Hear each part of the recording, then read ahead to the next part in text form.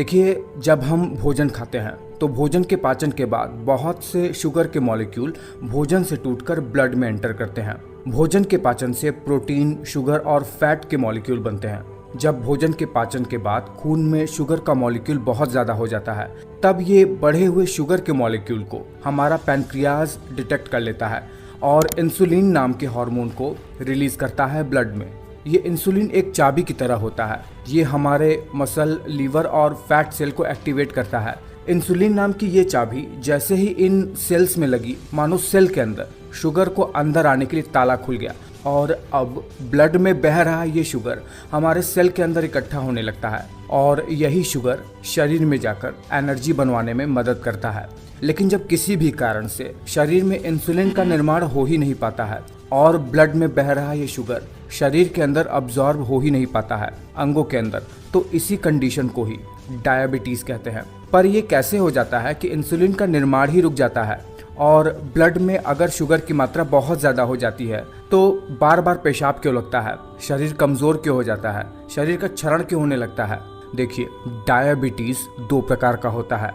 एक होता है टाइप 1 डायबिटीज़ और एक होता है टाइप 2 डायबिटीज़। देखिए, टाइप 1 डायबिटीज़ में क्या होता है, हमारे पैनक्रियाज में मौजूद बीटा सेल्स जो इंसुलिन बनाती हैं, जब शरीर का ही इम्यून सिस्टम अपने बीटा सेल को किल करने लगता है, तब टाइप 1 डायबिटीज़ व्यक्ति को हो जाता है। और ये जनरली छोटी उम्र से ही लोगों में होता है, 12 साल की उम्र से ही, और यंग लोगों में भी ये ज़्यादा देखने को मिलता है। इसमें चूंकि कुछ मात्रा में या लगभग सारी ही बीटा सेल्स इम्यून सिस्टम द्वारा किल कर दी जाती हैं, इसीलिए बॉडी इनफ मात्रा में इंसुलिन बना ही नहीं पाता है, जिससे शुगर के मॉलिक्यूल ब्लड से लिवर, मसल और फैट सेल के अंदर जा ही नहीं पाते हैं और शरीर में एनर्जी की कमी होने लगती है। टाइप 2 डायबिटीज़ में क्या होता है, पैनक्रियाज इंसुलिन तो बनाती है, लेकिन हमारे मसल, लिवर और फैट सेल के ऊपर जो रिसेप्टर होते हैं, वो ताला जिसमें इंसुलिन चाबी बनकर इन सेल को खोल सके, वो काम ही नहीं करता है। वो ढंग से इंसुलिन के मॉलिक्यूल को डिटेक्ट ही नहीं कर पाता है, जिससे ब्लड शुगर जो ब्लड में अभी बह रहा है वो सेल के अंदर पहुंच ही नहीं पाता है। और जब सेल के अंदर ये पहुंचेगा ही नहीं तो सेल को एनर्जी कहाँ से मिलेगी? इसीलिए धीरे धीरे व्यक्ति का शरीर क्षरण होने लगता है। टाइप 2 डायबिटीज़ जनरली बड़े उम्र के लोगों को होता है जो ओवरवेट होते हैं।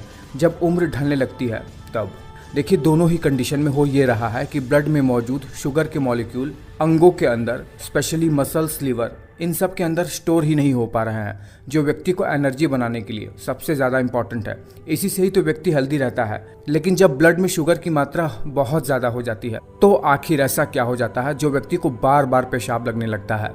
हमारी किडनी ब्लड को फिल्टर करती है और ब्लड से वेस्ट मटेरियल निकालती है यूरिन के थ्रू। किडनी का मामला कुछ ऐसा ही है कि वो ब्लड से पूरे दिन भर में 180 ग्राम तक शुगर को फिल्टर कर सकती है।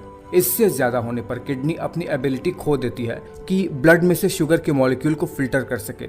बहुत पुरानी हो जाए तब ऐसा होता है। और होता यह है कि जो शुगर फिल्टर होकर किडनी में से दोबारा ब्लड में जाना चाहिए, अब वो लीक होकर हमारे मूत्र में आने लगता है। और ये जो शुगर होती है ये वाटर फिलिक होती है, यानी जहाँ भी जाती है अपने अंदर बहुत सारा पानी को अट्रैक्ट करती है। इसीलिए जैसे ही यूरिन में बहुत ज़्यादा शुगर का मॉलिक्यूल आया, ये अपने अंदर बहुत ज़्यादा वाटर को अट्रैक्ट करने लगता है और व्यक्ति का ब्लैडर अनयूजुअल तरीके से बहुत ज़्यादा भरने लगता है यूरिन से और व्यक्ति को फ्रीक्वेंट यूरिनेशन होने